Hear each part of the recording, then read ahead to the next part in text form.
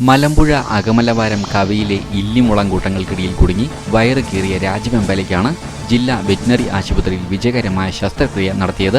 Chief veterinary surgeon doctor വേണുഗോപാലിന്റെ നേതൃത്വത്തിലുള്ള സംഘം ശസ്ത്രക്രിയ നടത്തി രാജവെമ്പാലയുടെ മുറിവേറ്റ ഭാഗം തുന്നിക്കെട്ടി.